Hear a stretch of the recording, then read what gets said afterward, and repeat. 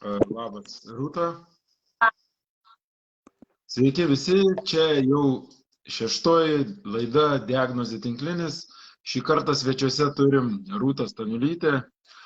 Trumpai pristatysiu Rūtą. Rūta jau ne vienus metus žaidžia užsienyje, žaidė Belgijoje, šiuo metu žaidžia Prancūzijoje, kilusi iš Kauno, žaidžia centro puolėjos pozicijoje, yra 1,90 m ūgio ir visą kitą daugiau sužinosim šiandien laidoje Diagnozė tinklinis.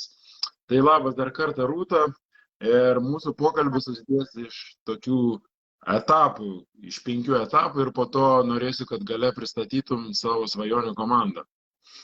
Tai pirmą etapą vadinau pradžia tinklinėje ir pirmas klausimas būtų, kaip ir kada tavo gyvenime atsirado tinklinis, kaip nusprendei lankyti tinklinį? Šiaip prieš tinklinį dar žaidžiau ir daugiau sportų, lankiau ir rankinį ir gimnastiką, bet atsimenu 9 metų Ugnė Lokytė, kadangi jinai žaidė jau prieš tai tinklinį, pakvietė mane į Daugų stovyklą kartu važiuoti, pabandyti žaisti tinklinį. Ir po tos stovyklos aš kiek atsimenu, aš ir pasilikau jau tinklinėje, man labai patiko, tada grįžom į Kauną ir pradėjau lankyti pas trenerę Violą, lyg tai kiek pamenu, pas Jolitos Virbickienės dukrą. Tai va nuo 9 metų ir pradėjau žaisti. Bet tai iki 9 metų dar buvo rankinis ir gimnastika. Buvo rankinis ir gimnastika. Ir atsimenu, dar trenerė Virbickienė sakė, kad gimnastikos nelankyti, nes atims centimetrų iš ūgio. Ką taip atims? Centimetrų iš ūgio. Pamažint, kad neauksiu tokia didelė. Įdomi, nes aš galvoju, kad tai didelis privalumas, jeigu iš gimnastikos ateina į tinklinį. Šiaip jo, man daug tas davė lankstumo. Tai... Kokie tavo prisiminimai iš pačių pirmų tinklinio treniruočių? Nes pačios tinklinio pirmos, kiek suprantu, stovykloje Dauguose buvo, taip? Jo, pačios pirmas buvo Dauguose, o daugiau iš tų pirmų, tai dabar labai net sunku prisiminti tas pačias pirmas. Nežinau, pradėjom, atsimenu dar tas varžybas 4 prieš 4 mažoje aikštelėje, kaip žaisdavom. Ir daugiau taip. Ar pameni, ar greitai pamilai tinklinį ir supratai, kad jau čia tavo po rankinio ir gimnastikos? Kažkaip jo, labai man patiko tas komandinis sportas. Mano mama irgi buvo tinklininkė, draugė Ugnė mano buvo irgi iš tinklinio, tai kažkaip ten daug susiradau ir draugių. Patiko man visur labai važinėtis komandom, ypač kai prasidėjo po to visos kelionės, ten su Pabalčiu, tai labai greit. O gal atsimeni, nes tinklinis tikrai ypač mažiem, 9 metų, kaip tu sakai, yra sunkus, techniniai elementai labai sunkus. Gal atsimeni, kokie tavo techniniai elementai tada labai buvo, atrodė sunkus ir nesisekė išmokti, sakykime? Prisiminti, žinok, neprisimenu tikrai, bet nežinau. Gal padavimas man buvo kiek sunkiau, toksai, bet kad daugiau tai nelabai atsimenu. Tavo pirma trenerė minėjai buvo Viola, taip? Taip, buvo Viola, bet būdavo salėje ir Virbickienė trenerė, po to ir Vida prisijungė, tai realiai, bet pagrindinė tokia buvo Viola pradžiai. Ar toli, kai jau pradėjai ne stovykloje, bet Kaune grįžus į Kauną sportuoti, ar toli tekdavo vykti į treniruotės tau, kaip atrodė tada Rūtos diena, sakykim? Ir galbūt... Ne, šiaip aš lankiau Kudirką, tai toj pačioj mokykloje ir vyko treniruotės pas mumis. Tai aš grįždavau, man iki namų būdavo 15 minučių su autobusu ir tada iškart į treniruotę arba į Akropolį eidavau praleisti laiką iki treniruotės ir treniruotę.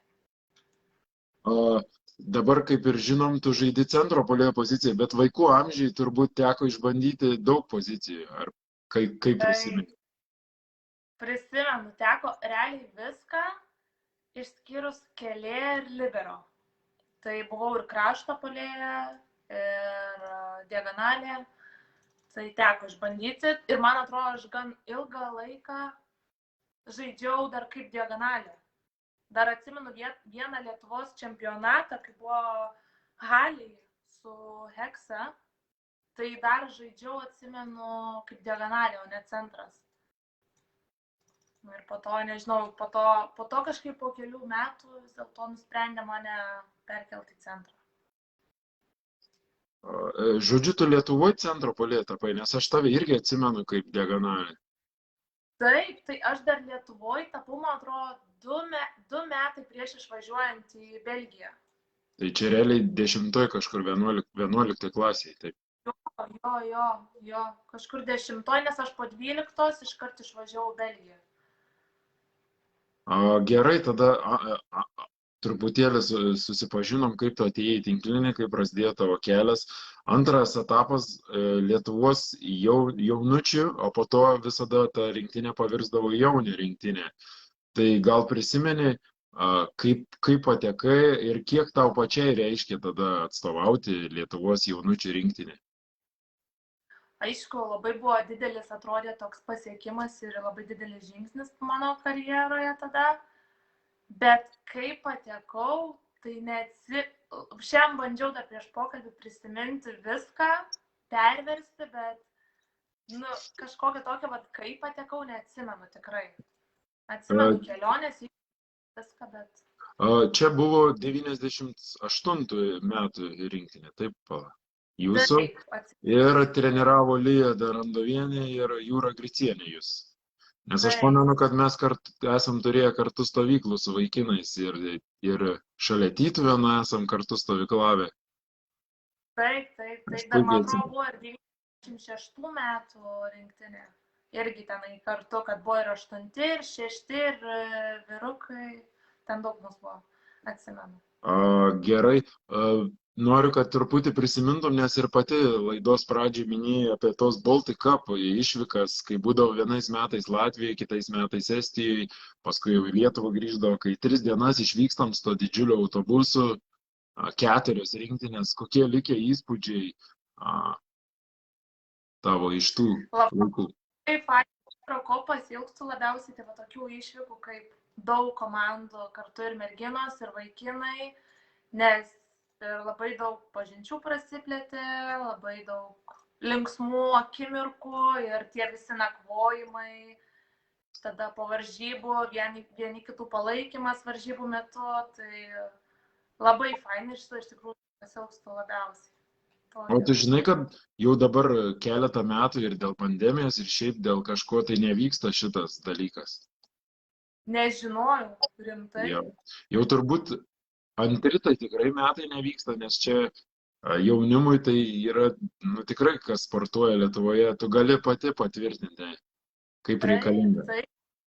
Aš net neįsivaizduoju, kaip jos dabar, jeigu tikrai be jokių tokių kelionių, tai daug realiai praranda. Gerai, tada keliamės dar biškį vėliau, jau jūs daaugot su ta rinktinė ir jūs, jeigu neklystu, Europos čempionato atranką Rusijai žaidėt. Maskvoje. Kokie atsiminimai iš tų laikų, gal kažką apie varžovės atsimeni, apie savo komandą, nes ten pas jūs įdomių įvykių buvo, nes aš turėjau interviu antroji laidoj iš Jonavos šitą merginą, užmiršau, Urtė Nimantaitė. Urtė, ten pas ją buvo labai įdomi istorija ir Gintarė pasakojo.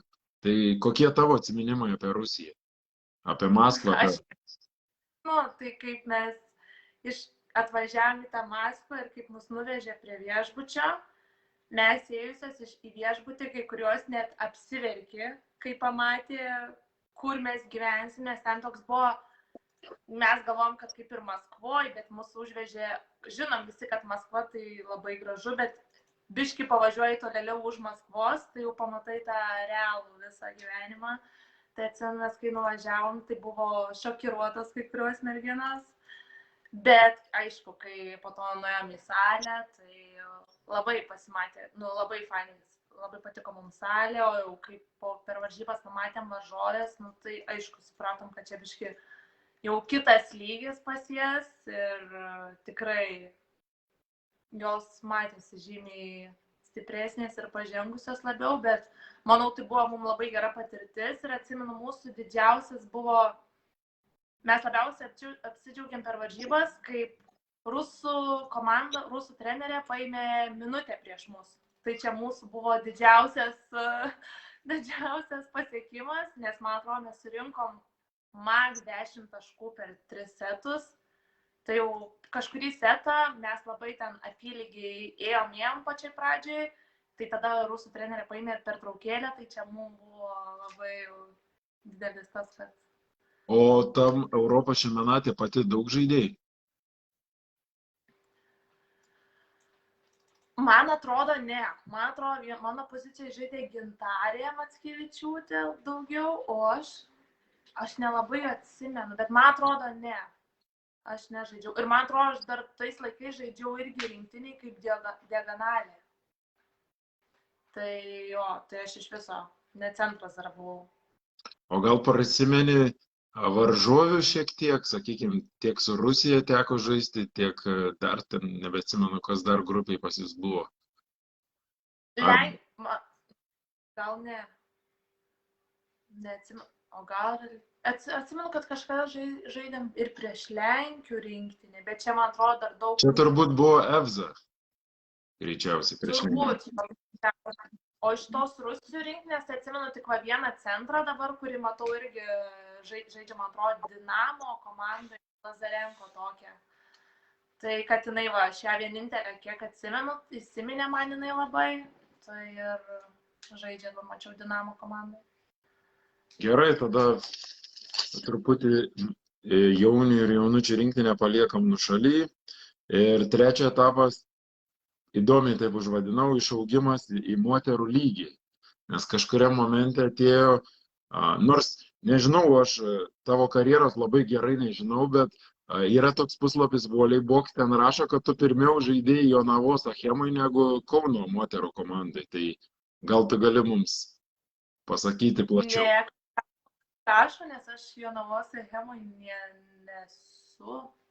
Iš vis nežinau. Nes Volejboxas rašo, kad vieną sezoną Rūta yra žaidusi Jonavos Achemai. Tai už tai man pačiam kažkaip buvo keista.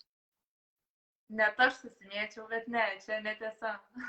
Nu gerai, tai tada labai gerai. Tada ar pameni tą momentą, kai patekai į tą komandą Kauno, kuri žaidžia moterų čempionate ir turbūt iškart pirmą sezoną ir žaidė ir Baltijos moterų lygoje? Jo, man atrodo, bet aš dar, man atrodo, aš buvau ar 15 ar 16 kažkas tokio. Ir atsimenu dar, kai jo treniravo trenerė Virbickienė, tai dar į Heksą patekau. Jo. Į Kauną, bet Heksą, tai patekau į Heksą. Tai aišku, labai buvo smagu, nors man atrodo, aš ir nežaidžiau dar pirmojais ten metais, ant suoliuko sėdėdavau, bet vis tiek tos kelionės ir treniruotės su vyresniem. Aišku, pradžiai buvo kiek ir nedrąsu, baisoka, eidavau treniruotės, ten padarydavau klaidą, tai aišku, ten stresuodavau ir bijodavau, bet po to įsivažiavau ir jau po to kažkaip pradėjo mane leisti daugiau aikštelę trenerę. Tai jo. O vis tiek pasikeitė, kaip pasakyti, tavo ir dienotvarkė, nes reikėjo eiti ir moterų komandos treniruotės. Ar pasikeitė treniruočių pobūdis, pasunkėjo tau krūviai, kaip tau sekėsi pereiti iš jaunimo tinklinio, sakykime, moterų tinklinį pačiai? Kažkaip nebuvo labai tokio didelio skirtumo, tiek ten, nežinau, man labiau vis laik tinklinis rūpėdavo, tai ir ties mokslo atžvilgių nebuvo taip, kad turėdavau skirti daugiau laiko tada jau treniruotėm, o ne mokslam. Pas man vis laik būdavo kažkaip tos treniruotės man svarbiau negu ten tie mokslai. Ir nežinau, kažkokio tokio didesnio nebuvo. Aišku, treniruotės buvo sunkesnės. Gal ten tie krūviai daugiau, po to atsimenu, ten ir skaudėdavo ir kelius ir taip toliau, bet po to įsivažiuoju ir viskas gerai buvo. Dar iš tikrųjų vieną klausimą praleidau. apie jaunučių rinktinę. Ar buvo kažkokia žaidėja, kuri tau būdavo kaip ir, sakykime, toks pavyzdys rinktinėje, į kurią tu lygiuodavais? Sakykime, žaidimo Čia atžvilgiu. dabar ar tiesiog Jaunučių rinktiniai, kai atstovavot, sakykime, gal buvo kažkokie, įdomu būtų sužinoti. ai, ta prasme, tiesiog kažkoks mano idealas.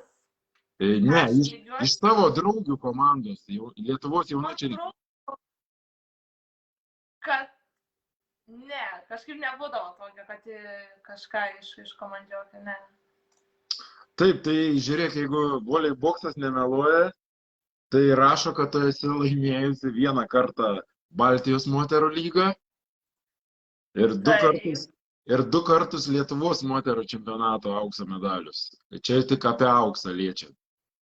Jo, tai čia tiesa. Nes aš atsimenu tą sezoną, kai jūs su TK Kaunas laimėjot, tik nelabai atsimenu, ar tavo didelis vaidmuo ten buvo, tai gal tu šiek tiek gali prisiminti tą sezoną auksinį. Čia dabar ir Baltijos lygoje. Ir Lietuvos čempionatą tais pačiais metais jo laimėjot. Dabar palaukite. Baltijos lyga. Man atrodo, aš pakankamai daug dar jau žaidžiau tada, kai buvo tas finalas, nes dar atsimenu ir video, kai buvo įkelti, kaip mes ten džiaugiamės ir šokinėjom iš laimės, bet tai, kad dabar atsimint, bet man atrodo, žaidžiau jau tada. Buvau, o Lietuvos čempionate tai irgi. Ten, tai čia buvo, man atrodo, pirmi metai ir kaip laimėjom, kur Halėj vyko, ar ne? Greičiausiai. Tai tenais jau tada jo žaidžiau kaip diagonalė. O kaip galvoji, ar tada, sakykime, po šitų laimėjimų jau pas tave buvo mintis, kad tu gali pasirinkti ten, sakykime, kai tinklininkę kaip savo karjeroje, ne, profesiją ir kad uždirbsi iš to duoną ir žaisi užsienį. Buvo jau tada tokių minčių, ar dar ne?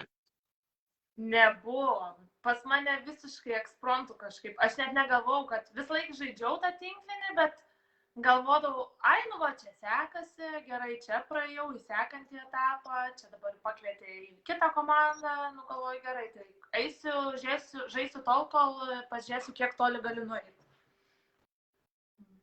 O Hekso, Hekso, iš tikrųjų daugiau ne Hekso, bet TK Kaunas, nes turbūt tau daugiau TK Kaune teko žaisti negu Heksai. Buvo toj komandai žaidėja per tos visus metus, kiek žaidėjai, kurią galėtum išskirti kaip labai darbščią, į kurią galima lygiuotis ir, sakykime, treniruotėse, iš kurios tu mokydavais, ar nebuvo tokios? Mano amžiui, dar kai tada buvau, tai buvo, atsimenu, Viltė Makauskaitė, kuri ten ateidavo anksčiau į treniruotės, kartais padirbti, tai va, tokia būdavo iš darbštesnių. Dar atsimenu Simona Vaičiukynaitė. Irgi, jinai būdavo, kad, bet dar čia, man atrodo, dar Heksui prieš tai, kai dar žaidė, aš jau irgi buvau paimta, tai atsimenu, jinai irgi ateidavo anksčiau ir dirbdavo prie sienos, tai va tada žinodavau, kad iš šios pavyzdį galima imti, nes jinai labai buvo darbšti ir po to Viltė Makauskaitė. Tai dvi tokios žaidėjos, atsimenu. Gerai, tada ketvirtą etapą užvadinau, tai praktiškai dabartinį tavo etapą, nes legionierės duona, aš tai pavadinau, tai kaip ir kada nusprendė išbandyti save užsienyje, kaip tas įvyko sprendimas, papasakok plačiau, išvykti užsienį žaisti tinklinį. Tai Belgijoje žaidė Gintarė Stauskytė kažkuriais metais ir žaidė toje komandoje, kurią mane pakvietė pirmus metus. Ir man kažkaip, aš baigiau mokyklą, nelabai žinau, kur noriu stoti ir man kaip tik, man atrodo, gegužės mėnesį parašė Gintarė Stauskytė, kad labas, ką galvoji dėl tinklinio, gal norėtum išbandyti save Belgijoje, nes ten jos treneris klausė, ar kažkas yra pažįstamo iš Lietuvos žaidėjų centro. Ir aš kažkaip su tėvais pasitariau, kad gal visai nieko išvažiuoti, nes nelabai žinau, ką noriu veikti toliau. Ir galvoju, pabandysiu. Tai atvažiavau Belgiją, tais pačiais metais dar žaidėm, pasiliko 2 metais Gintarė Stauskytė, tai mes buvom 2 lietuvės, o visos kitos prancūzės, belgės. Tai va taip ir prasidėjo, bet atsimenu, kai atvažiavau, tai buvo labai sunku, nes realiai ir treneris buvo už galvos susiėmęs pradžiai, galvojo, sakė, ką čia aš nusipirkau, nes jis tikrai per video atrodė visai kitaip, o po to iš tikrųjų, kaip man ten, atsimenu, buvo ir ašarų ten tuose treniruotėse pirmus metus, ir namo norėjau važiuoti vos pusėjai sezonui, bet po to kažkaip prasilaužiau, labai treneris man buvo geras, nes jisai pasimdavo, važiuodavom po treniruotės namo, tai įsisodindavo, kalbėdavomės ilgai, tada šiaip su manimis kalbėdavos labai daug apie viską. Tai pas mane antras klausimas buvo, kodėl Belgija, tai suprantu, kad atsakymas Gintarė Stauskytė, taip? Taip, viskas dėl Gintarės. O Gintarė dar žaidžia dabar? Ne, mes atsimenu, jinai va pažaidė su manim 2 metus, tada grįžo į Lietuvą ir man dabar neatsimenu, bet jinai, žinau, kad norėjo stoti magistrą studijuoti, nusprendė Belgijoje, jau grįžus Lietuvą, tai man atrodo, jinai jau ir po to baigė žaisti. Supratau, bet tau vis tiek turbūt buvo žymiai lengviau integruotis Belgijoje, kad buvo jau Gintarė ir, sakykime, padėjo kažkokiose situacijose. Taip, nes aš dar kai išvažiavau, aš realiai angliškai visiškai nemokėjau, mokykloje ten, ką mokinomės, tai aš realiai nieko nesuprasdavau, treneris aiškina pratimą, aš niekaip negaliu suprasti, stoviu, tai man gerai, kad būdavo Gintarė, kuri išversdavo. Ir jau po to, aišku, pirmus metus man labai padėjo daugą ir po to 2 metus buvo lengviau. O prisimink, kokie įspūdžiai buvo apie šalį, vis tiek nauja šalis, naujas viskas. Ar buvo sunku prisitaikyti prie belgiško gyvenimo iš pradžių? Šiaip buvo, nes visų pirma, aš nekalbėjau angliškai, prancūzai taip pat tai belgai taip pat nekalbėjo angliškai, tai buvo labai sunku susikalbėti apskritai kažkokią kalbą. Tada šiaip jau tokia labai ramesnio būdo buvo žmonės, niekur neskubantis. Mane per treniruotės, pavyzdžiui, būdavo treniruočių metu, treniruotė vykdavo 3-4 valandas ir mes per treniruotės būdavo pertraukėlę pavalgyti, užkasti. Tai man šitas buvo nesuprantama, kaip taip tiek ilgai vyksta ir dabar dar sustojam, turim užkasti, pavalgyti ir toliau tęsim treniruotę. Tai tos treniruotės būdavo labai vėlai, kadangi pas mus komanda buvo ne tokia profesionali, buvo daug studijuojančių, dirbančių merginų, tai treniruotė prasidėdavo realiai nuo 6-7 ir baigdavo 10-11 vakare, grįždavai namo, dar nusiprausi, mano vakarienė buvo apie kažkur 11:30 nakties ir tada kitą dieną vėl lauki visą dieną, kol 6 bus po valandą treniruotė. Tai toks biškai buvo dienos režimas tragiškas, nes turėjau labai daug laisvo laiko, kurį gal galėjau daugiau kažkaip išnaudoti. Aišku, dabar jau suprantu, tuo metu atrodė, dabar jau suprantu, bet jo. Gerai, o prisiminkim, sakykime, paskutinį sezoną Lietuvoje ir jau kai nusprendėjai išvykti į Belgiją, treniruočių skirtumas. Ar buvo šokas nuvykus į Belgiją, ar visai kitokio pobūdžio treniruotės, sunkesnės, lengvesnės, kas nustebino Belgijoje po sezonų Kaune?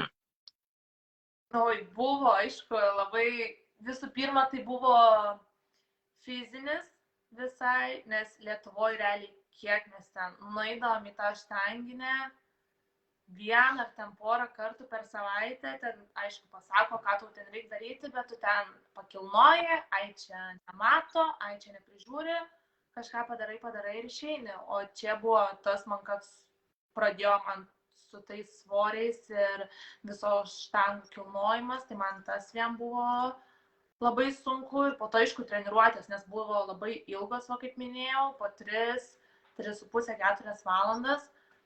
Tai labai buvo sunku, buvo daug tokių, treneris griežtesnis buvo, labai mėgdavo spausti iki maksimumo, tai aš irgi buvau neįpratus, dėl to ir buvo ir ašarų ir visko. bet jo, skirtumas buvo tikrai didelis. O kaip minėjai, kadangi buvo ir studenčių, o jūs kiek kartų pirmą tą sezoną sportuodavot per savaitę su komanda? Sakykime, Tai jeigu dar kiekvieną dieną. Ne? Jo, kiekvieną dieną, o jeigu dar kartais ne, pirmais metais dar nebuvo, bet jo, kiekvieną dieną šiaip sportuodavom, tai visos nuo 6 ir kartais dar treneris mane ir Gintarę, kadangi mes nieko neveikdavom dienos metu, tai pasimdavo ekstra treniruotėm padirbti mus dvi. Supratau. Minėjai apie trenerį, tai šiek tiek papasakau, koks buvo treneris, ar belgas buvo, ir sakei, kad griežtas, tai šiek tiek papasakok apie trenerį.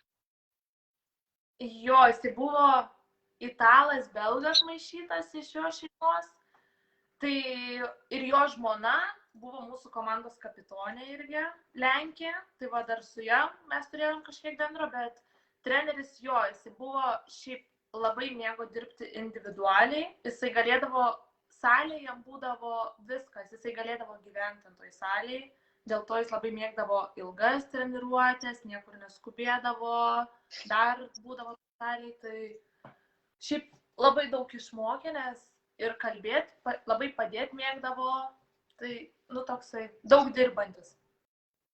O tavo technikos elementai keitėsi Belgiją nuvykus? Keitėsi. Išmokau, ko Lietuvoje niekada nemokėjau, ant vienos kojos atakos. Tai aš galvojau, Lietuvoje aš niekaip negalėjau išmokti ir nuvažiavus į Belgiją, aš tam treneriui sakiau, kad man nesigauna ir aš nemoku ir man atrodo nemokėsiu. Bet man atrodo, po porą savaičių aš išmokau ir dabar yra jis mano mėgstamiausia ataka. O tai galima sakyti, kad tu esi tam treneriui labai dėkinga? Jo, realiai tai taip. Mes vis dar su juo palaikom ryšius, mes vis dar susirašom su juo, tai tikrai labai daug padėjo ir išmokė. O jis dar treniruoja tą komandą? Treniruoja. Tai dar ir kvietė šiais metais, klausė, ką veiksiu, gal noriu grįžti atgal į Belgiją. Bet jau 3 metus prabuvus kažkaip nesinori, norisi kažko naujo. Gerai, o kokia komanda tada buvo jūsų Belgijoje? Ta prasme, buvo draugiška, buvo individualiai stiprios žaidėjos. Kokie atsiminimai apie komandą? Kaip pati greitai integravais, kaip išsikovojai, sakykime, startiniam 6 vietą?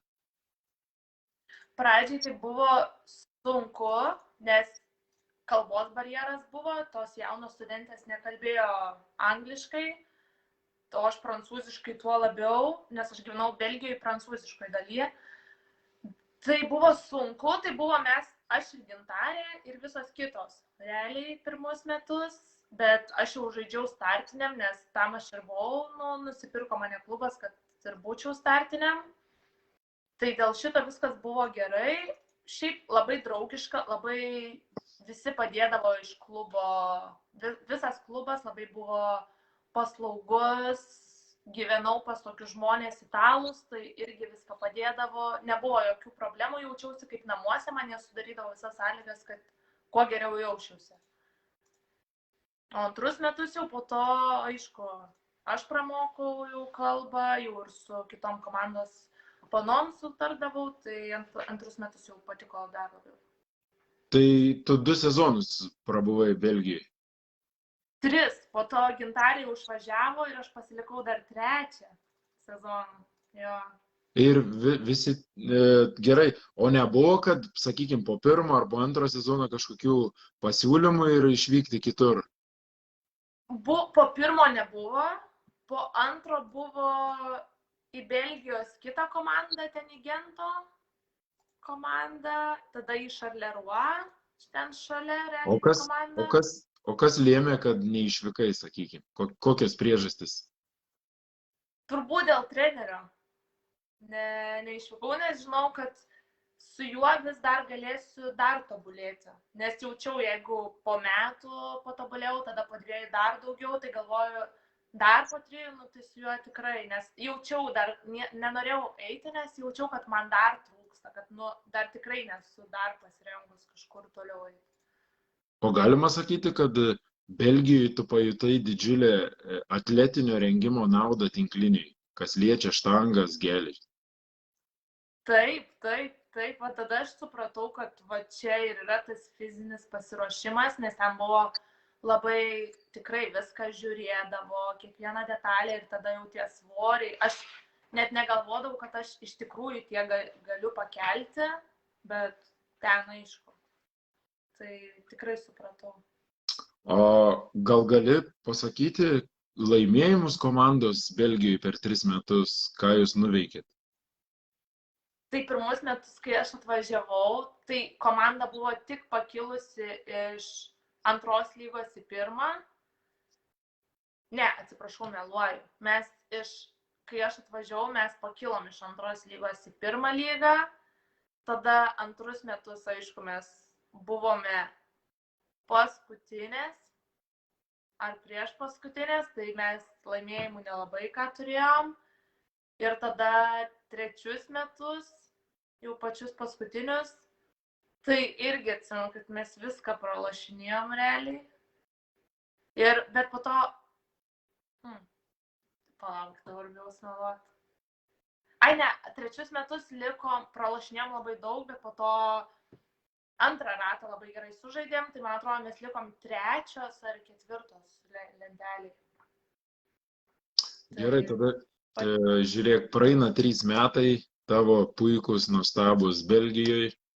Ir kaip atsirado sprendimas vykti žaisti į Prancūziją, kokie motyvai tavo buvo? Mūsų šitie treneriai, mano buvusios komandos ir dabartinės komandos, jie yra draugai.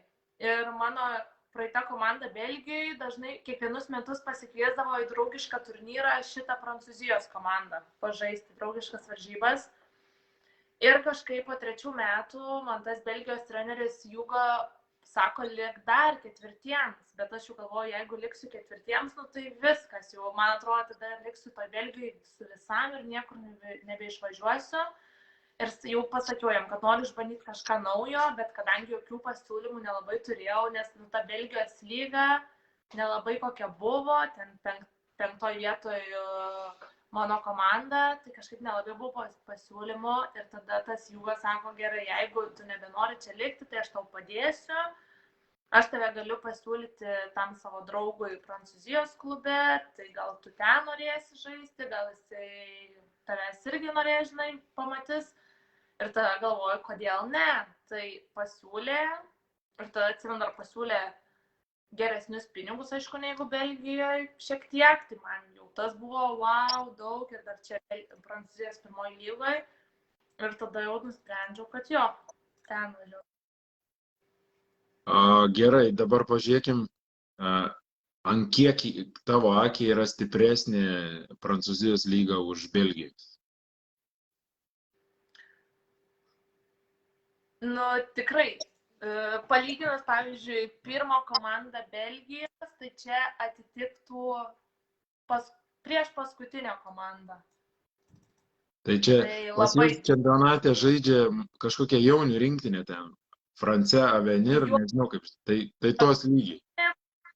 Jo, tai jos yra pačios paskutinės, tai va, realiai, man atrodo, dabar mano dabartinė ta Čalių Belgijos komanda, jeigu žaistų su jom, tai dar ir praloštų.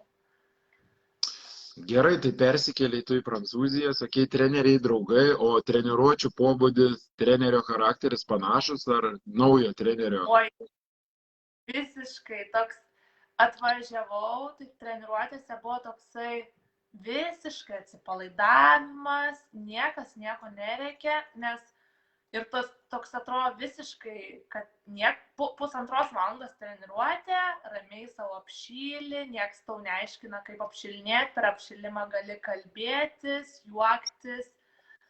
Tada savo ramiai atrodo pastreniruoji, viską susidedi daiktus namo ir toks visai labai du skirtingi dalykai buvo. Palauk, kiek tu laiko dabar Prancūzijoje jau? Dabar mano 2 metai čia. Ja. Kaip pasikeitė tavo šiaip gyvenimo sąlygos, viskas į Prancūziją atkeliavus? Ar daug pasikeitė kažkas nuo to, kaip gyvenai Belgijoje? labai daug, nes realiai aš pirmus metus Belgijoje gyvenau pas trenerį namuose su jo mama ir su jo žmona. Ir gyvenau ten užlipus į antrą aukštą tokiais laiptukais, buvo po dešinę paskirtas koks, nežinau, 13 kvadratų toks kambariukas.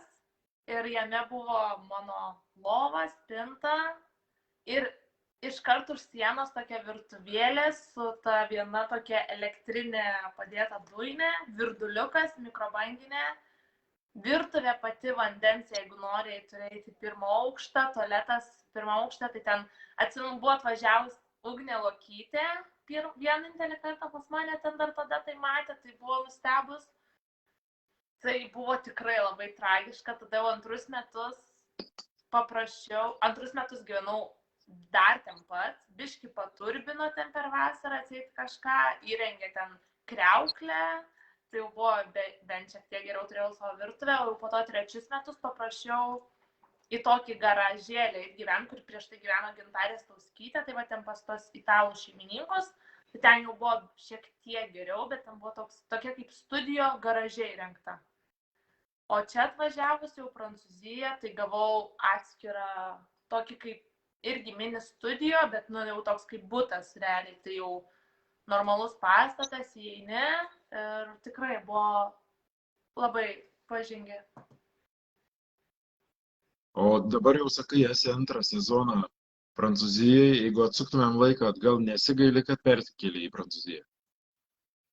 Ne, nesigailiu dėl to, nes dėl kalbos realiai, nes Belgijoje ėjau dar į mokyklą, mane treneris išsiuntė, kadangi aš ten nieko neveikdavau dienos metu, tai jis labai norėjo mane stumti kuo daugiau, kad aš išmokčiau. Tai jis mane pradžiai samdė mokytojo, kad ateitų privačiai mus mokinti su Gintarė į namus, o tada jau 3 metus, kai aš likau viena, tai mane užregistravo į paprastą normalią belgų mokyklą, bet aš ten atsimenu pradėjau eiti ir buvo nei bum-bum, vyksta matematikos pamokos, ten geografijos, istorijos, viskas prancūzų kalba, aš nieko nesuprantu, manęs klausė, tada aš vienintelė tenai užsienietė, aišku, man ten buvo 20 metų, visiems ten buvo, man atrodo, po 16-17, nieks manęs nesupranta, tenais nuo 6 ryto važiuodavau tą mokyklą, tada ta mokykla iki 5 vakaro iškart į treniruotę ir po to ten treneris klauso, kaip sekasi, jis galvoja, kad man patinka, tada aš jam pasakiau, kad nebegaliu, nes mane ir nervindavo, ir stresuodavau, ir treniruotės nebenorėdavau, tai po to mane atšaukė iš tos mokyklos, leido nebeeiti, išregistravo, bet realiai dėkinga už tai, nes pramokau, kažkiek jau tos prancūzų, tai atvažiavus į Prancūziją labai patiko tas, kad galiu toliau tęsti mokintis, tai bent dabar jau turiu kažkiek prancūzų pagrindų. Bet dabar jau prancūziškai susikalbi, taip, kiek suprantu? Jo, susikalbau, jeigu ten kažkur jau eiti, tai jau nebereikia man klausti trenerio pagalbos, kad su manim ten ar pas daktarus eit ar kažkur. O pas jūs komandos treniruotėse kiek kalbų yra? Pagrinde tai angliškai, nes pas mane yra 4-5 amerikietės, aš, graikė, trenerė žmona Estė Rusė ir 3 prancūzės. Tai viskas realiai angliškai. Supratau. Keletą rungtynių aš jūsų mačiau, nes labai brangios pas jūs transliacijos, kad žiūrėti, kad ir kaip norėčiau. Jo, mokamai rodo, ten, man atrodo, šiais metais kažkaip. Kad nemokamai nelabai gaunasi tenai. Pas jūs yra tas mokestis. Tai, žiūrėk, ar yra nes pas jūs ten yra, bent jau statistiškai žiūrint, tokia Mims, man rodos, kaip jinai pavardė amerikietė. Jo, Taylor Mims. Ar aš tokį klausimą kaip ir iš tenai, gal yra kažkuri komanda žaidėja, kuri, sakykime, tikrai yra tokia, į kurią galima lygiuotis ir iš kurios mokintis, nebūtinai, sakykime, tos pačios pozicijos, bet... Galvoju, šiaip gal pas mus tokia yra kelėja Ashley, kanadietė dabartinė, tai jinai tokia labiausiai, kuri užsispyrusi yra labai, visą laiką eina į ekstra treniruotės, visą laiką prašosi irgi, kad ir turim laisvą pusdienį, jinai pasiprašo dar papildomos treniruotės, eina net ir viena, jeigu treniruotė būna, tik viena vis tiek eina. Tai gal iš jos tokio labiau, kad užsispyrimo. Iš Graikės tokio kovingumo irgi gal. Visos kažkokį tokį turi kažką dadėti. O kiek turit komandai centro puolėjų ir ar didelė kova vyksta dėl to, kas žais? Nes kiek stebiu, tai tau pačiai tenka ir žaisti, ir nežaisti, tai papasakok apie situaciją centro puolėjo pozicijai pas jūs šiemet. Šiemet tai vat yra, mes esam 3, aš ir 2 prancūzės, tai viena jau žaidžia mūsų kapitonė čia šitoj komandai 10 metų, tai jos jau net niekas nejudina iš pagrindinio sąstato, bet jinai yra mūsų labai gerai, jinai per vienas varžybas padarė 11 blokų, nu, jinai tikrai labai gera, tai jos jau tikrai nejudina niekada, tai va pagrindė keičiasi aš ir ta kita prancūzė Izalin, bet jinai irgi jau yra 32 metų, žaidžia Prancūzijos rinktiniai.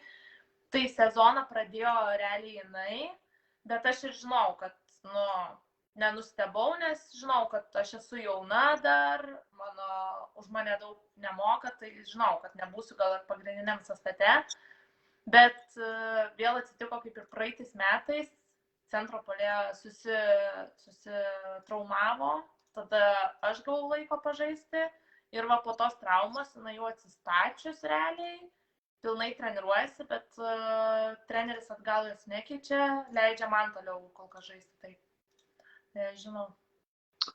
Gerai, kadangi aš pats dabar treniruoju jaunas mergaitės akademijai ir labai daug skiriu tam dėmesio, kad mergaitės sužinotų, kaip vyksta tas profesionalus tinklinis, tai gal galėtum papasakoti, kaip atrodo tavo savaitės visas bėgis, treniruočių režimas, sakykime, jeigu turit varžybą sekmadienį. Pradėkim nuo pirmadienio šiek tiek, kad būtų įdomu sužinoti. Pas mus realiai sekmadieniais varžybų niekada nėra.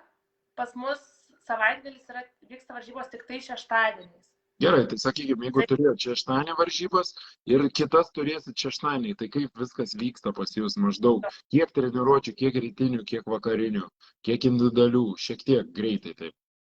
Tai realiai po šeštadienio varžybų sekmadienis būna visą laiką laisvas, nieko absoliučiai nebūna.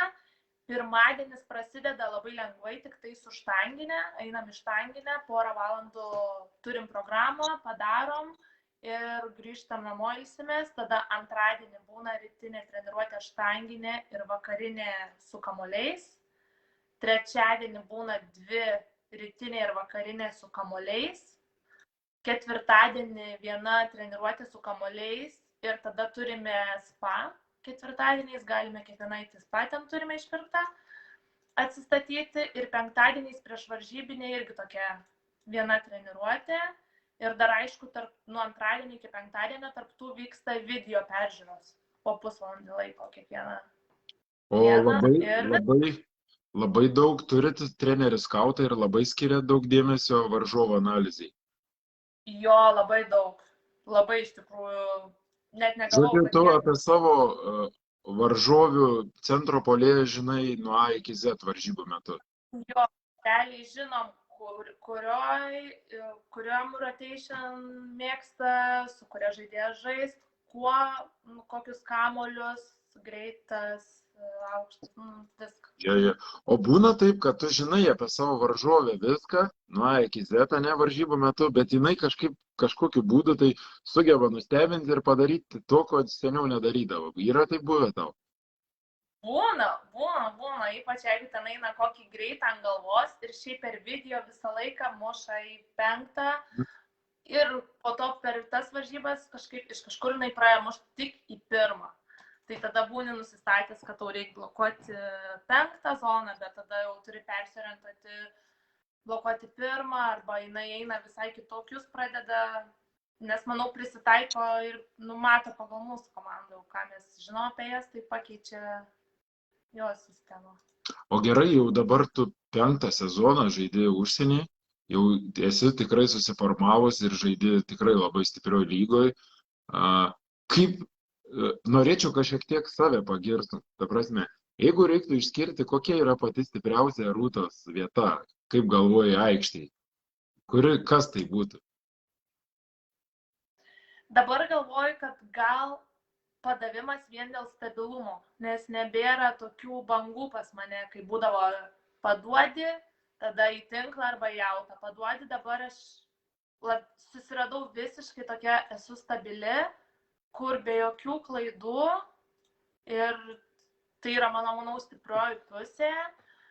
Ir gal ataka labai po to jaučiuosi, o silpniausia, tai manau, blokas būtų kol kas, kur tikrai sunkiausia ties tuo dirbti.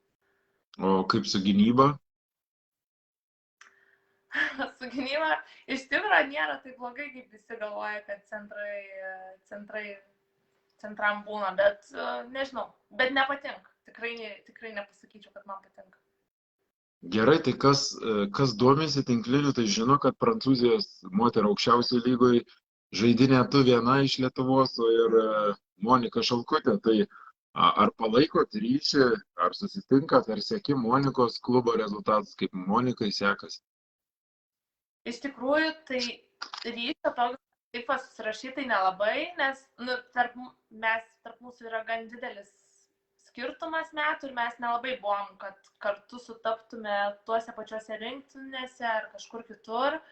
Tai tokio ryšio nėra, bet kai per varžybą susimatom, tai aišku, prieš varžybą susitinkam pakalbėti, po varžybų aptariam, kas gero, pasikalbam ir viskas. Jeigu neklystu, 2 kartus jau šį sezoną žaidėt tarpusavį ir abu kartus jūsų komanda laimėjo. Taip. Supratau. Ir dabar turnyriniai lenteliai jūs, man rodos, esat 5, o jos yra 8. Taip. Ir 8. Dabar labai tenai, kadangi dėl COVID buvo atkeltų varžybų, tai kai kurios komandos yra sužaidusios visas, kai kuriam dar trūksta 4 ar 5 varžybų, tai labai dar viskas čia keisis, manau. O labai tos komandos skiriasi šiek tiek, sakykime, tikrai yra aukštesniam lygiai, kurios žaidžia Prancūzijos komandos čempionų lygoje, Europos taurėse. Nu ten Mulhouse, nežinau kaip tiksliai ištarti, Braziers. Kaip tavo akiai, ar jos tikrai yra gerokai, sakykime, stipresnės? Realiai ten Vamilus komanda, tai, aišku, nesinori visą laiką sakyti, kad oi neįmanoma ten prieš jas, bet, tikrai, kai kurio, jauti, kad nelabai išeina ir išeitų laimėti gal taip, nors realiai praeitais metais mes prieš jas pirmas varžybas 3-2 pralošėm. Tai atrodo netiek daug ir trūko. Bet jo, matosi toks didesnis biški tarpas tarp tos pirmų, antrų komandų ir jau po to tų žemesnių, tai matosi lygio skirtumas. Gerai, 5 etapas, kažkiek tu buvai, tik tu mums papasakys daugiau ir moterų Lietuvos rinktiniai, kai treniravo Daiva Simokaitienė, tai kiek tau teko būti, kiek atstovauti Lietuvą moterų rinktiniai? Aš kiek atsimenu, vienintelės varžybas, tai dar kai buvo Garliavos sporto centre. Ten buvo draugiškas turnyras. Vedės jo, atsimenu, ir tą pačią Izabelę dar žaidė prieš mus, kur dabar jau yra. Taip, buvo jinai, tikrai? Atsimenu. Oba, tu čia labai man gerą faktą, reikės pasidomėti šitą. Jo, mes kai žaidėm tam Garliavos centre, jinai padavinėjau tada iš šuolio, o jai buvo, nežinau, kiek 15 ar 16 metų ir vis mes buvom, wow, o dabar jau matosi, kur jinai ir išaugo. Tai ja atsimenu tikrai labai gerai, nes aš pati per varžybas nežaidžiau, ant suoliuko buvau, bet jo, šitas vienintelės varžybas ir atsimenu. Man atrodo, aš daugiau ir nelabai spėjau sudalyvauti kažkaip. O tai darbavotės su Daiva Simokaitienė trenerė? Taip. Kokie atsiminimai apie trenerę? Galvoju, ar. Šiaip skiriasi, gal dėl to, nes jinai užsienyje daugiau treniravo, tai buvo tokia ramesnio pobūdžio, bet labai viską išaiškindavo, mėgdavo irgi, nenumesdavo į šoną, tai bet taip mokėdavo paaiškinti, nežinau. Nelabai kiek atsimenu daug apie ją, nes nelabai daug teko man su ją, kad taip susidurti. Supratau. Tokį labai nemalonų klausimą paklausiu, ar skaudu tau pačiai, kad šiuo metu Lietuva neturi moterų rinktinės? Aišku, labai skaudu. Visą laiką, kai paklausė daug kas, ar esu Lietuvos rinktinėje, ar vasarom vyksta, ir kaip tenka pasakyti, kad ne, nes federacija neturi tam skirti pinigų, tai visi irgi kaip taip įmanoma, tai ir pačiai labai liūdna, ypač ir kai žaidi užsienyje ir žinai, kad galėtum vasarom grįžti ir yra kitų lietuvių, tai tikrai, manau, susirinktų nebloga komanda ir tikrai galėtume kažką. Tai labai liūdna, kad nėra. Ir vis dar tikiuosi, kol žaidžiu užsienį, vis dar tikiuosi, kad gal dar spėsiu papulti, gal dar čia spės kažkaip atsistatyti, nes tikrai labai norėčiau. Įvyks stebuklas, bet čia didžiulis stebuklas jau turėtų įvykti. Labai tikiuosi. Jo, aš kaip tik prieš keletą dienų su tokiu tinkliniu žmogum modeliavau šiek tiek, kokia būtų moterų rinktinė, ir mes priėjom tokios išvados, kad truputėlį būtų problemų su jungiančia žaidėja, bet daugiau tai visai nieko būtų. Tas tiesa, jo. Aš irgi kažkada galvojau, kas būtų, kaip atrodytų ta komanda, bet jo. Šita vieta būtų kritinė, o daugiau nieko, bet kadangi šita vieta labai svarbi, tai gali būti, gal labai nukentėtų galutinis rezultatas. Taip. Gerai, tada 6 etapas, bendri klausimai. Kuri šalis ir kodėl tau patogesnė gyventi, Belgija ar Prancūzija? Prancūzija, kadangi čia gyvenu šalia Belgijos ir Liuksemburgo sienos ir Vokietijos, tai patogumas vien dėl lokacijos, kad galiu daugiau kur patekti, tai dėl to. O klimatas daug skiriasi? O klimatas realiai nelabai pasakyčiau, nes čia irgi tokia šiaurinė Prancūzijos dalis labiau, tai labai daug taip pat kaip ir Belgijoje lietaus, pilkas dangus, tai nelabai kas panašu. O kurios šalies virtuvė tau priimtinesnė? Ta prasme, maisto virtuvė. Šiaip man gal Belgijos, bet vien Belgijos dėl to, nes ten daugiau padažų, riebesnis maistas, aišku, skaniau, bet kai žinau, kad jeigu taip toliau tęsčiau valgyti, tai gerai nebūtų. Tai realiai man skanesnis Belgijos.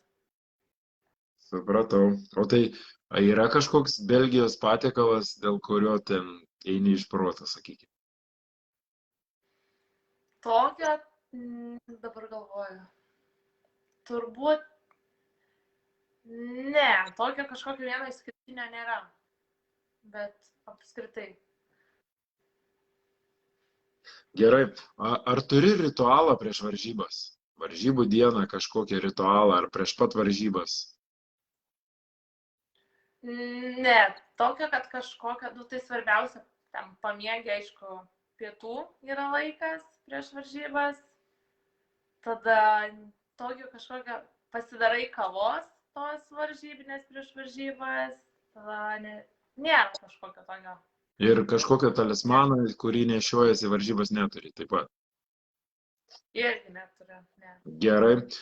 O kai jau išvykai 5 metus, kaip ir minėjai, ar per tuos metus, gal netgi šiemet, ar domiesi Lietuvos tinkliniu, kas liko? Sakykime, moterų čempionatų, kaip sekasi tavo buvusiai Kauno komandai, Baltijos, ar domiesi, ar nelabai?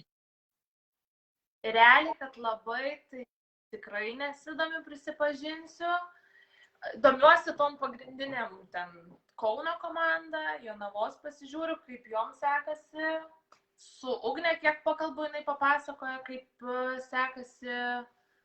Bet va kažko apart to, vyrų tai visai nepasižiūriu iš tikrųjų. Tai pagrindė jo, tik tas moterų pagrindinės komandos. O sekei, kaip Kaunui sekėsi Europos tauriai šį sezoną?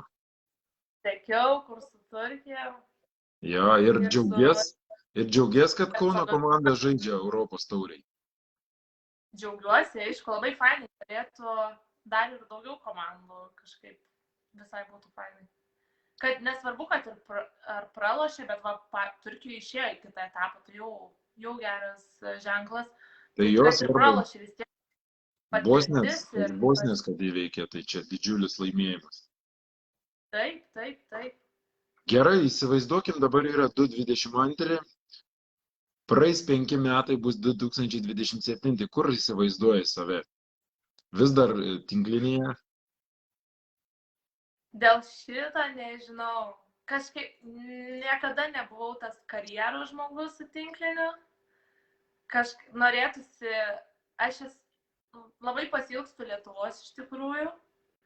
Tai norėtųsi grįžti į Lietuvą, bet dar galvoju, kol kas planuoju dar metus, gal kokius 2, o toliau nežinau.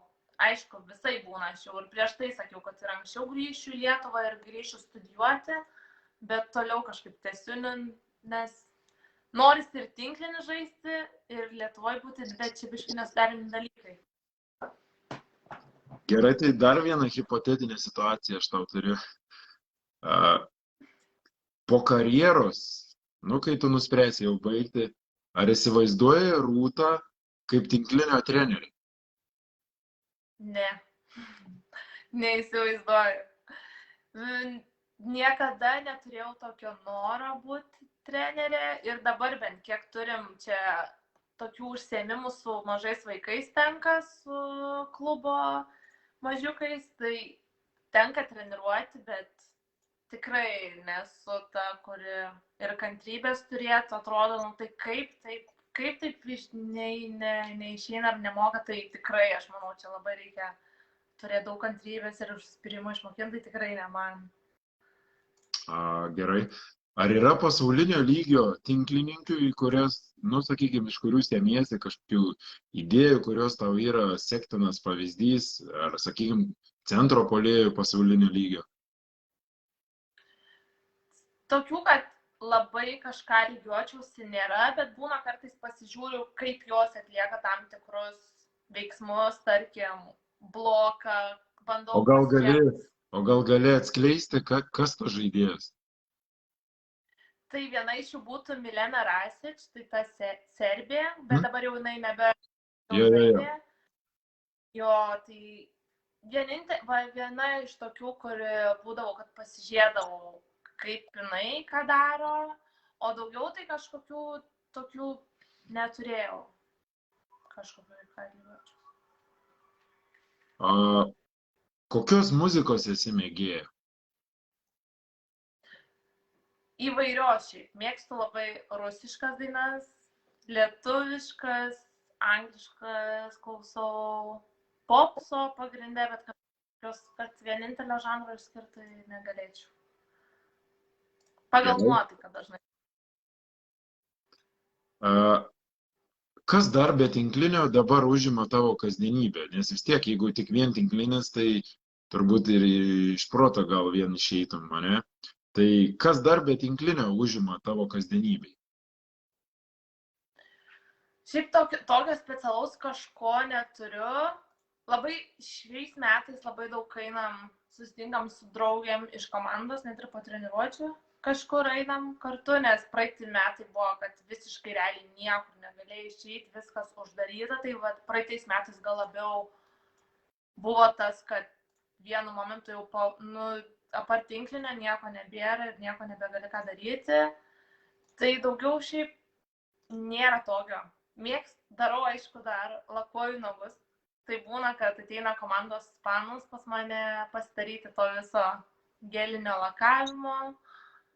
Tai nežinau, toksai daug laiko su jom praleidžiam. Tai žodžiu, jeigu žiūrim jūsų varžybas ir matom, kaip mergina paduoda ir ten yra nulakuoti nagai, tai ten greičiausiai bus tavo darbas. Taip, taip. Papuoštas.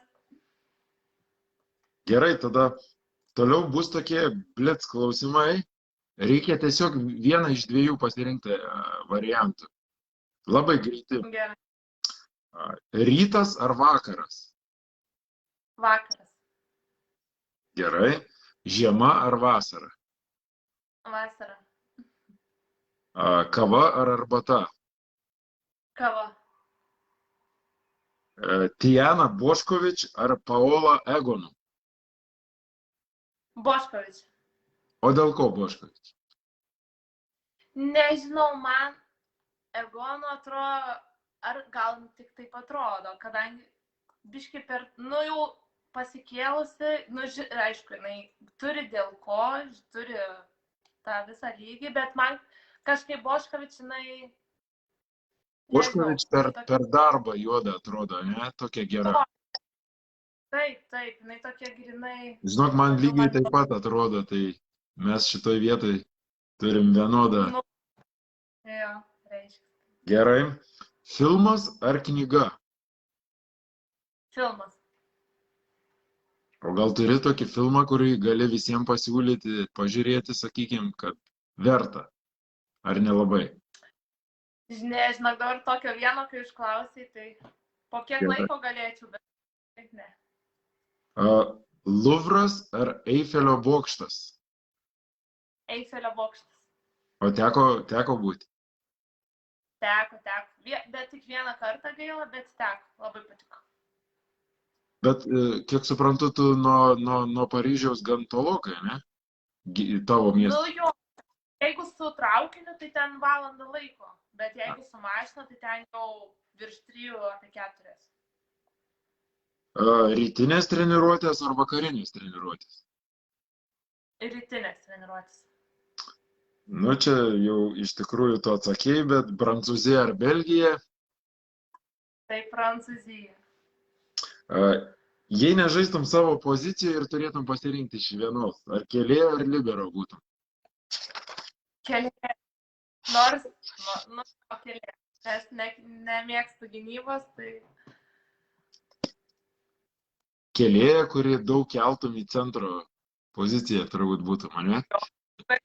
Tikrai daug centrais. Gerai, ir einam visai prie pabaigos. Aš prašiau tavęs ir kiekvieno savo pašnekovo tokią svajonių komandą ir po to sezono gale aš norėsiu, kad žmonės išrinktų, kieno stipriausia ta svajonių komanda. Gerai. Tai pradedam nuo pirmos zonos ir mes ten turim kėlėją. Ir tavo svajonių komandai kas būtų kėlėja? Tai kėlėja būtų Joana Vološ. Kokios savybės Joanos tau imponuoja? Kartais toks crazy žaidimas. Toks, man patinka, kur ne klasiška kėlėja, o kartais tokių padarytų, crazy dalykų. Tai pas ją kartais būna. Jo. Aišku, dabar jinai daaugo tokį lygį, kai iš 10 klaustų žmonių 9 atsakytų, kad Joana pasirinktų šitą vietą, nes, tiesiog yra geriausia turbūt šiai dienai kėlėja pasaulyje. Taip. Gerai. Tada antroji zonai turim outside hitterį. Pirmą. Tai būtų Gabriela Guimarães, Gabi iš Vakif banko. Tai ją pasirinkčiau. Gerai, kodėl jo žaidimas tave žavi? Ir tokia, man atrodo, labai staigi, greita puolėja. Tai, nežinau, tas jos toks staigumas, nežinau, patinka man. Mes nesenai irgi su tokiu vienu tinklinio žmogum sakėm, kad diskutavom, kad Gabi tai yra tas tinklininkas legendinis Brazilijos. Žinau. Žodžiu, užmiršau. Gerai, ir dar labai įdomi Gabi iš tikrųjų puolimo rankos atvedimo technika, jeigu pastebėjai. Visai kitokia nei visų. Taip. Ai, va, mažesnis. kai buvo džiba vyrų tinklinė, tai Gabim tokia tikrai. Gabi, Gerai, keliamės į tavo mėgstamą poziciją trečioj zonoje, mes turim pirmą centro puolėją ir jinai būtų. tai būtų Milena Rasiš. Jinai, jau ją kaip aptarėm. Milena Rasič, jau tu apie ją sakei, tai aš neklausiu. Gerai, ketvirtoj zonoje mes turim diagonalinį žaidėją arba opposite angliškai. Jo. Galvojau tarp Boškovič ir Izabelės Hag, bet gal pasirinkčiau Boškovič. Dar vis dėlto. Gerai, Tijaną irgi truputėlį aptarėm, tai gerai, keliamės į penktą zoną, antra outside hitterė. Antra tai būtų Brakica Mikhailovič. Aš užsirašau, kad nepamirščiau. Kodėl ko jinai tave žavi, gal trumpai, jeigu gali. Nežinau, tokia atrodo labai užsispyrusi. Visos serbės man realiai labai patinka serbų sportas ir serbų atletai, nes jie labai visi dega tokiu užsispyrimu ir aistra, sunkiu darbu, tai nežinau, patinka. Įdomu kaip dabar, nes serbės į tas aukštumas atvedė Zoran Terzič, tas treneris. Įdomu kaip dabar bus, kai jis pastrauks ir ateis Danielis Santarelli italas. Ar išsilaikys tokiam pat lygiai? Bus įdomu. Nu, va, bus įdomu. Gerai, šeštoj zonoje turim antrą centro puolėją. Centro puolėja tai būtų Eda Erdem iš Turkija, ja, Fenerbahče. Jo. Nu, ten yra Turkijos pasididžiavimas, ja. Jo, jau tikrai patyrusi žaidėja ir... Gerai, o kas tavo svajonių komandoje užimtų libero poziciją? Libero pozicija tai Monika de Genaro. Manau, jinai daugiau nežinau. O kas žavi pas Moniką labai tave?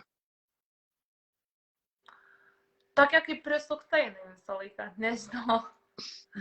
Bet prisukta gerąją prasme turbūt, ar ne? Gerąją prasme.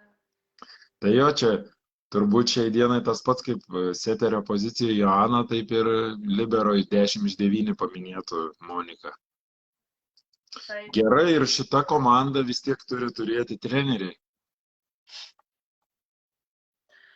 Dėl trenerio tai labai daug mačiau, nes šiaip prisipažinsiu su treneriais nelabai domiuosi ir nelabai ten galiu pasakyti, kuom ar Gerai. dėl ko pasirinkau, bet pasirinkau irgi Giovanni Guidetti.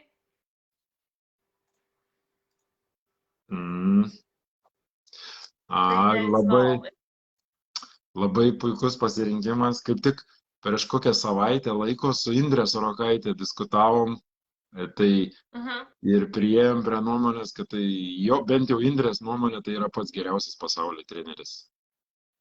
Nu, aš jau girdėjau tikrai labai daug tokių kalbų. Jo. Ir Italijai, sakė, yra toks posakis, kad Giovannis prie ko prisiliečia, tas virsta auksu. O, geras. Jo. Gerai, tai turim tavo svajonių komandą ir paskutinis mano laidos tradicija, tai yra, ko palinkėtum Lietuvos tinkliniui?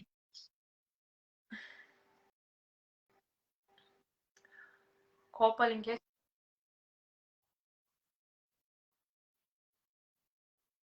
Jo, Lietuvos tinkliniui. Net nežinau, palinkėčiau neapleisti jaunimo ir daugiau su juo užsiimti, Tai girdėjom, viskas gerai, tai ačiū tau labai, kad sutikai, kad radai laisvo laiko ir Tikrai Lietuvoje mes sekam, kaip tau sekasi žaisti, aš pats ir pasidalinu visada, kaip tavo komandai sekėsi ir tau pačiai, tai tikrai ačiū tau, kad sutikai ir sėkmingo tau sezono, be traumų ir laukiam tavo komandos, gal net top 4, kad išeitų ir mes galėtumėm kuo ilgiau stebėti jūsų komandą žaidžiant. Gerai, Viso gero vakaro. ačiū.